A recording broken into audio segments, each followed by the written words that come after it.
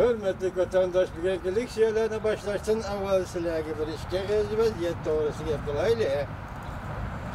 Etkendilik şeylerimizi görsetkendek vakıtem Amerika Koşmuş Ştatlarının prezidenti Trump efendi ikinci ayının ahırda Cumhurbaşkanı Reisi Xi Jinping'le görüşüdüğün oldu.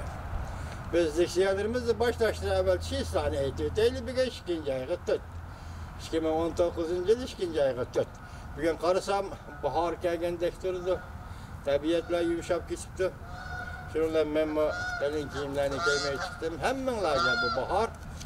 Tabiatın bahar eliple kemme belki siyasette mi bir bahar elip geliştirmek kalamen vatandaşlar şimdi yukarı digendek. Hazır Prezident Trump ikinci ayının ahırda vakatem etkende haynen dağ digeni de kendi onu bikar kılıp Vietnam'da görüşüdü bu. Vietnam'da görüşkende biri Çavuşan'ın rehberi Kim Jong-un bilen. İkincisi Jung-un'un rehberi Xi Jinping ile görüşüdü bu. Bu kalk sorulaştırır. Onun üstüge hazır halkarada yani bir komitet var ki o komitet 5. evlat. Elektron uçur ya ki internet teknikisi doğrusu da İspanya'da jığın içildikken bu jığın model 27, 25, 28, 29. günlerde uğurlaştırılıptır. Bu uğurlaştırıştan üzü la vaziyette yani kandak bir özgürlük bulunduğunu. Mesela biz bence onu türmeden koyup bir iş mümkün mü diyelik şeylerde sözlüken idi o ağırlıkta. Mümkün mü de sual koymadı koyu. Şunun münasebetlik şeylerinde sözlüken idi. Şimdi hazır bence onun şirketi, Huawei şirketi Avrupa'da halkara pazarga kirişten çetkikaladığandak durdu. Bundan qaraganda bence onun Huawei şirketi arkada zərbi yetkildiğin bolsa, mesele ondan addi emesken deyimiz vatandaş. Çünkü bir yedelik Allah tutu soğudusu, öyle koçak soğudu, koçak soğudusu, pırçak soğudusu diyelim bu adetteki iş ve şu doğru kilişemasını kılış bu adetteki iş hem de penteknik sahasıga. Her dünyası ile Cumhur'un otorisi ki ihtilafla penteknik sahası kırdığın bolsa bir yedi iş, çok iş diyen ki. Yani şunun münasebetlik vaziyetten silahlık sözlerimiz hürmetli vatandaş. Birinci mavzumunda bıçak sünneki yetti. Cungo en hatırlık vakit geçip geldi. Mavzula haber ikinci ayının 3. günü ben bir torpilime ilan kılındı. Haber bunda başta. Cungo Amerika yeni bir kadımlık sohbeti Washington'da ahırlaştı.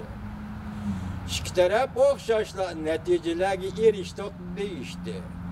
Şangan Şerh Gazeti Abdurri Şangtung'un imzalık makalesini ilan kılıp makalede mındak gösterildi.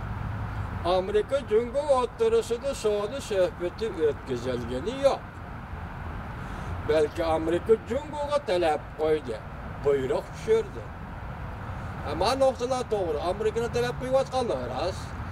Amerika hazırki dünyada Cungo olamaz. Her kandak bir devlet ki buyruk düşürür. Şu ordu turuvatkan devlet. Çünkü biz baş görüp gülüvatımız, liksiyelerimizde Amerika her kandak böyle her dünyası devletler ve şerif dünyası devletler olsun. Soda, ticaret sahasında hem devletten kızıl rakamını kızdırıp gülüvatkan diyen Amerika elbette devletlerine talep koydu, buyruk düşürüldü. Hani şu katarı Şangan Şerh Gazeti nimedeydi? Cungo'yla Amerika oturusunda bu katı Washington'da sohbet ötküzülgeni yok. Belki Amerika Koşmuş Ştatları Cungo'ya talep koydu. Belki Amerika Koşmuş Ştatları'nın prezidenti Trump Cungo'ya buyruk düşürdü dedi. Şerh Gazeti Şangan.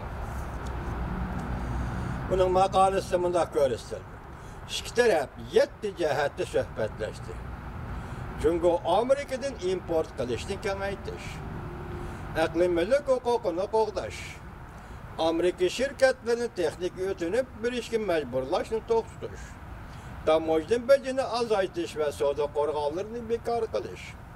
Amerika pul muamele sahasının Cungo'ya kiriş yollarını kemeytiş. Qatarlıkla. Ama Amerika'nın yakka bir taraflık talepleri bulup, bunun hemmisi Amerika'nın yakka bir taraflık talepleri bulup, Amerika'nın menfaati gövdelendirilgen. Amerika'nın menfaati gövdelendirilgendir. Bazarını ekip etişke mecburlaş bunun ikinci tarafı. Amerika taraf Cungo'nun kurulma karakterlik islahat elip verişini hem de nazaret kılıç fonksiyonu kuruşunu talep kıldı. Cungo'da nazaret kılıç fonksiyonu kuruşunu talep kıldı Amerika taraf. Bulanı Cungo ha degende hazım kılalmaydı. Avalkısı Cungo'na maliye pul koşup verişten vazgeçişke elip geletti. Keyinki Cungo taraf emlileştirdi mi yok. Tekşürüşten direkt veretti. Eğer Cungo bu taleplerge makul deydiğen bolsa ondaqda Cungo hatta adliye hukukunun bir kısmıdır. Vazgeçişki doğru keletti. Cungo'da adliye hukukunun bir kısmıdır vazgeçişki. Demek bu adliye hukuku Cungo'da başka devletlerde mevcutta. Devlet hukuku, devletin hukukuları. Aptar Şiyan Tongben mındak hesapladı. Bıçak süngeki yetti. Cungo Amerika Suudi uğraşıydı. Kim yenildi? Kim galbi kalıdı? Defterge yazılıp oldu. Dastlapki çağlarda Cungo taraf çoğun sözlep ahırgıcı elişimiz. Dastan karakterlik bir meydan Suudi sohbeti ve yakı uğraş kılımız. Suudi uğraşı kılımız diyendi. Ve bek merdanılatı sözleyen idi. Ahıra gelgeli Cungo payçak bazarda baha düşüp gitti. İktisatla terakkiyatı asılap kaldı, düellep gitti. Meblağı çet elge kaçtı. Halk kol kulağa kılışkı başladı. Onun üstüge huavi şirkti, minvencu vakası tüpeyli. Kayni tüpülep, ona sızlıkı uçur. Vaziyet Adem'den güçlük bulup geldi. Bugün günde kelgendi Cungo taraf Amerika mahsulatlarını import kılıştı kengaytganligini. Cungo halkının yaxşı turmuşga talpinish taleplerini qanoatlandirdi deb atacak. Chiroyli so'zga ataydigan da. Başta kadem azaytdi. Cungo'nun islohot initiativasi siyosiga muvofiq keladi. Başta kadem azaytdi. Cungo'nun islohot initiativasi talebiga muvofiq keladi deyishdi. Mesela bir yerde gap nima? Cungo'da chet eldan import qilingan tuvar malları yuqori bahoda baş qo'yish. Mesela Germaniyadan Benz, mesela Amerikadan Ford degan mashinalar Cungo'ga kirsa, zavoddan chiqish bahosi masalan juma zavoddan chiqish bahosi $20,000 bo'lsa, bu mashinalar Cungo'ga yetib borganda agar Benz $60,000 hisobida satsa, yoki Ford $40,000 hisobida satsa, demek tamojna bedeli başka pulni chiqimni qo'shganda zavoddan chiqishi $20,000, bozorda sotilishi, Cungo bozorda sotilishi $40,000. Bu g'oyat zo'r bulanç karakterlik paylanishga bor. Buni dedi kim tatidi? Cungo fuqarolari tatidi. Bundan andın o Amerika'nın eksport qilishiga, Germaniyaning eksport qilishiga ta'sir etdi. Chunki baho yuqori olib ketgandan keyin Cungo fuqarolari buni sotib ololmasa, demak bu Germaniya savdosiga, Amerika savdosiga ta'sir etdi. Şunu bir yerde bağışlı islahatga to'g'ri keladi deyishdi deydi.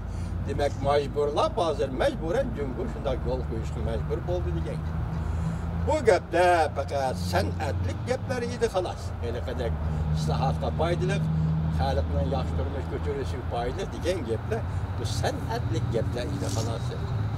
Matbuot xodimi Chingvalli mundoq dedi. Naydi aniqki Cungo allaqachon en xatarlik basqishga yetib keldi. Davomli yo'l qo'yilgan bo'lsa, Cungo'ning xiyollari, tushlari terak pishimcha ko'rgan kuyish bo'lib qoldi.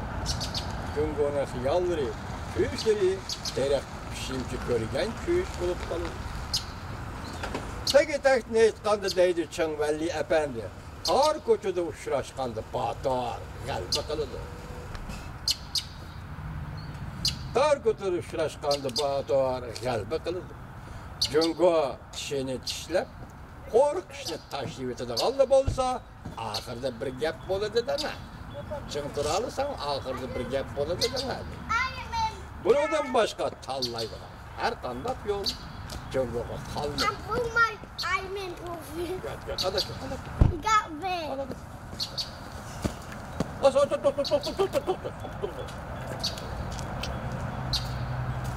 Yana bo'ldi mana.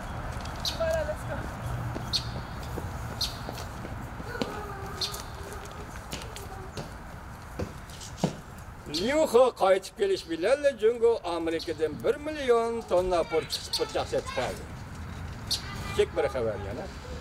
Jungo oshliq may yemak-ichmak shirkati shanba kuni mundaq chiqardi. Yaqinda Amerikadan 1 million tonna purchaq setib oldi. Bu shirkat shanba kuni aloqador taraflardan to'g'ri bitir bir parcha xabar e'lon qilib, qaysi vaqtda purchaq setib olganligi to'g'risida konkret bir nima demadi. Ya'ni davomli setib olamiz deb ko'rsatdi.